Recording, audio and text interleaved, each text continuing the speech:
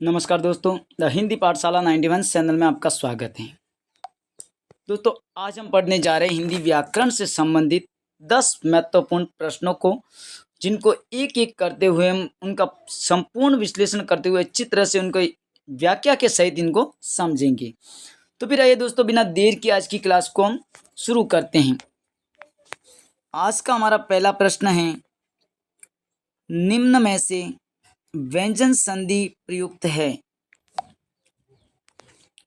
क्या है पहला प्रश्न? निम्न में से व्यंजन संधि प्रयुक्त है। यानी कि यहाँ 4 उदाहरण दिए हुए हैं: इत्यादि, चिन्मय, अन्वित और रत्नाकर। इनमें से आपको व्यंजन संधि का उदाहरण बताना है। ठीक है, यानी व्यंजन संधि का उदाहरण कौन सा है। इसके लिए क्या करना पड़ेगा, हमें पहले एक एक को समझना पड़ेगा। पहला है इत्यादि। क्या है? इत्यादि। दोस्तों, इत्यादि का अगर हम संधि विच्छेद करें तो देखो, ये पहली बात तो य व र से पहले अगर हलंत वर्ण आए तो वहाँ कौन सी संधि होती है? यण संधि। तो इत्यादि के अंदर तो है यण संधि, क्योंकि इसका जो संधि विच्छेद होता है वो होता है इति प्लस आदि। इति प्लस आदि, इत्यादि। ठीक है, कौन सी संधि है इसमें? यण संधि। इसके अंदर तो है यण संधि। दूसरा है चिन्मय। दूसरा कौन सा है? चिन्मय। तो चिन्मय जो है, इसका संधि विच्छेद होता है चित्त प्लस मय। क्या होता है? चित्त प्लस मय। क्यों होता है? क्योंकि पहली बात तो ये दोस्तों कि इसके अंदर संधि जो है वो है व्यंजन। कौन सी है? व्यंजन संधि है। और व्यंजन संधि का नियम है कि क, च, त, या प, इनके बाद में कोई पंचम वर्ण हो। कोई पंचम वर्ण हो, यानी क, च, ट, त, प, इनके बाद में अगर कोई पंचम वर्ण हो तो क्या होगा? ये जो क, च, ट, त, प है, उनके उसी वर्ग का, यानी उसी वर्ग का पांचवा वर्ण बन जाएगा। उसी वर्ग का कौन सा वर्ण बनेगा? पांचवा। यानी उसी वर्ग का पांचवा वर्ण बन जाता है। ये व्यंजन संधि का नियम है। इसीलिए तो यहाँ त का न बन गया। त था तो त का पांचवा वर्ण त, थ, द, ध, न। ठीक है दोस्तों, तो प्रश्न क्या था? निम्न में से व्यंजन संधि प्रयुक्त है। तो व्यंजन संधि है चिन्मय शब्द के अंदर। ये तो हुआ हमारा सही आंसर। अब देखिए अन्वित। तो अन्वित में कौन सी संधि है? तो य व र से पहले अगर हलंत वर्ण है तो यण संधि, मतलब इसमें भी कौन सी संधि है? यण संधि है। ठीक है, क्यों? क्योंकि इसका संधि विच्छेद होता है अनु प्लस इत। क्या होता है? अनु प्लस इत। और रत्नाकर के अंदर कौन सी संधि है? दीर्घ संधि। इसमें है दीर्घ संधि, क्योंकि इसका होता है रत्न प्लस आकार, यानी रत्न का आकार। संधि कौन सी?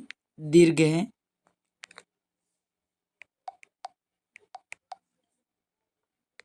कौन सी है? दीर्घ। तो ये तो था दोस्तों हमारा पहला प्रश्न। अब देखिए दूसरा प्रश्न। दूसरा प्रश्न है, अत्यंत शब्द में किस उपसर्ग का प्रयोग हुआ है? शब्द है अत्यंत। शब्द क्या है? अत्यंत। और अत्यंत के अंदर आपको बताना उपसर्ग। उपसर्ग पता करने के लिए पहले हमें इस शब्द को तोड़ना पड़ेगा। तो देखो दोस्तों, इसमें यण संधि है। पहली बात तो कि अ प्लस त हलंत है, प्लस ये टूटेगा ई प्लस अ में। ठीक है, और पीछे वाला शब्द ऐसा कैसा रहेगा? ठीक है, तो त के साथ जब ई आ गई तो ये बन गया अति। क्या बन गया? अति। प्लस और ये अंत, तो इसके टुकड़े क्या हुए? अति प्लस अंत। संधि तो हो गई इसमें यण। कौन सी संधि हो गई? यण संधि। ठीक है, संधि है इसमें यण, और ये अति जो है ये है उपसर्ग, और अंत है मूल शब्द। ठीक है, ये मूल शब्द है। तो प्रश्न क्या था कि अत्यंत शब्द में उपसर्ग है, किस उपसर्ग का प्रयोग हुआ है? तो अति उपसर्ग का प्रयोग हुआ है।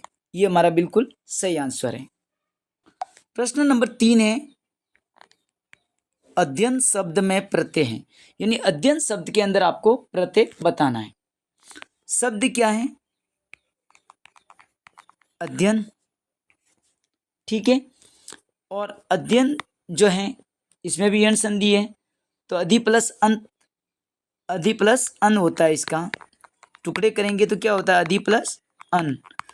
ठीक है, तो अधि मूल शब्द है और प्रत्यय है अन प्रत्यय। कौन सा प्रत्यय है? अन, ये है प्रत्यय, और अधि है मूल शब्द।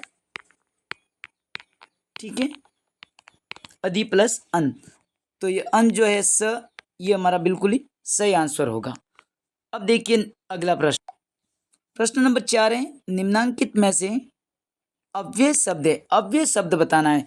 दोस्तों अव्यय का मतलब क्या होता है? जिसे खर्च न किया जा सके। ठीक है, या जो खर्च न हो, जो खर्च न हो वो अव्यय, जिसको वय नहीं कर सकते। तो देखो छोटा ये विशेषण शब्द है, लाल विशेषण शब्द है, माया ये संज्ञा शब्द है, लेकिन झटपट जो है देखो इसका रूप भी नहीं बदल सकते, ये अव्यय शब्द है, अविकारी शब्द है, अव्यय झटपट। ठीक है, क्योंकि छोटा का छोटी हो सकता है, लाल का लाल लाला हो सकता है, माया का मायो हो सकता है, लेकिन झटपट का झटपट तो नहीं सेट बैठता, झटपट ही रहेगा, ये अव्यय शब्द है। तो इसमें अव्यय शब्द कौन सा है? झटपट। प्रश्न नंबर 5वां है, एरम्य, एरम्ब का पर्यायवाची शब्द बताना है आपको।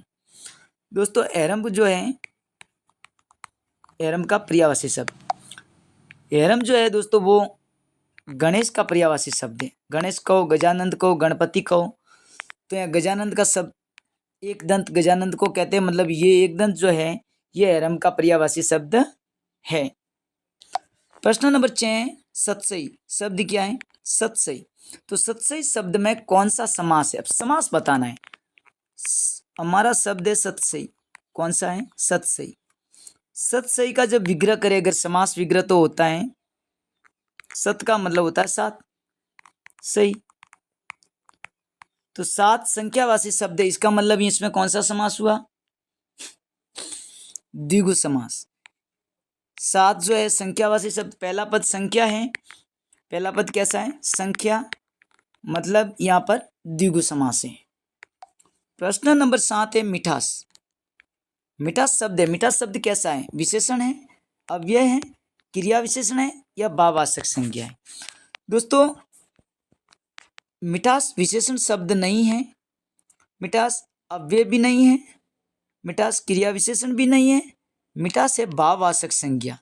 यहाँ पर भाव का बोध हो रहा है, मीठा महसूस किया जा सकता है, ये मीठा है, तो यहाँ पर भाववाचक संज्ञा है, तो मिठास शब्द कौन सा है? भाववाचक संज्ञा शब्द है। प्रश्न नंबर 8 है, देखो तर्क, एक शब्द दिया हुआ तर्क, और तर्क का अर्थ बताया युक्ति, क्या बताया है? युक्ति। तर्क का अर्थ युक्ति है, तो तक्र का अर्थ बताना है आपको। तक्र का अर्थ क्या होगा? देखो एक तो शब्द है तर्क, ठीक है, और एक है तक्र, समानार्थक शब्द है। तर्क का अर्थ है युक्ति, देखो युक्ति का मतलब होता है सोच या बुद्धि, और ये तो तक्र है, तर्क है, और तक्र का मतलब तक्र का मतलब होता है सास। ठीक है, तर्क यानी युक्ति या फिर बुद्धि कह सकते हो, तो ये तो इसका समानार्थक हो गया, कारण नहीं है, इच्छा भी नहीं है, मतलब इसका सही आंसर जो है तक्र यानी सास होता है। क्या होता है? तक्र यानी सास। ठीक है, अब देखिए अगला प्रश्न, प्रश्न नंबर 9 है, शब्द है कुलिस, क्या है? कुलिस, तो कुलिस शब्द का अर्थ बताना है आपको। कुलिस यानी क्या? पापी होता है, वज्र, कठिन या फिर कठोर। तो दोस्तों कुलिस का मतलब पापी नहीं है, कुलिस का मतलब होता है वज्र, यानी ये हमारा बिल्कुल सही आंसर होगा, कठिन भी नहीं है और कठोर भी नहीं है। और आज का हमारा जो लास्ट प्रश्न है वो है शब्द आग, क्या है? आग, आग का पर्यायवाची शब्द नहीं है, तो दोस्तों आग के पर्यायवाची शब्द कौन कौन से होते हैं पहले वो देखेंगे हम। तो आग का पर्यायवाची अनल भी है, ठीक है, कृषाणु है, पावक भी है। ये तीनों तो आग के पर्यायवाची शब्द है, यानी कि अनल है, कृषाणु है, पावक है। लेकिन अनिल जो है ये हमारा सही आंसर है, क्योंकि आग का पर्यायवाची शब्द नहीं है। तो फिर ये किसका पर्यायवाची शब्द है अनिल?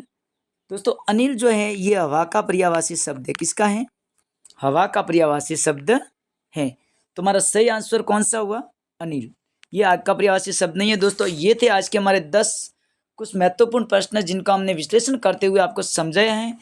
तो दोस्तों आज की वीडियो को लाइक करना ना भूलें, और अगर आपको अच्छी लगी है तो आप कमेंट करके हमें ज़रूर बताएं, और हमारे वीडियो को ज़्यादा से ज़्यादा शेयर करें। और अगर आप हमारे चैनल पर नए हैं तो हमारे चैनल को सब्सक्राइब जरूर करें।